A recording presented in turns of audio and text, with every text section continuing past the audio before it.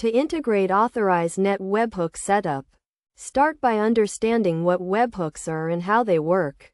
Webhooks are callbacks made by a server to a specified URL when a specific event occurs, allowing you to receive real-time notifications. First, log into your Authorize Net account and navigate to the Account section. Then click on Webhooks. Here, you will find the option to create a new webhook. Click on this option and enter the URL where you want to receive the webhook notifications.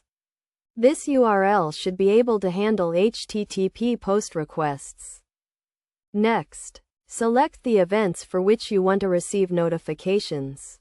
Authorize Net provides various events, such as payment authorizations, settlements, and refunds. Choose the events that are relevant to your business needs. After selecting the events, click on the Save button to create the webhook.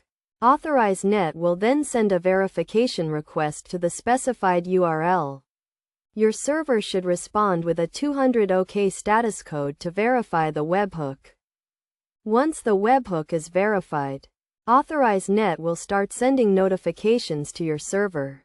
Your server should be able to parse the JSON data sent in the notification and update your database accordingly.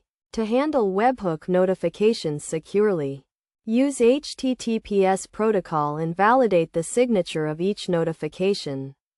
Authorize Net provides a signature in each notification, which can be verified using a hash of the request body and a secret key. Best practices for handling webhooks include creating a queue to handle notifications, implementing idempotence to handle duplicate notifications, and logging all notifications for debugging purposes.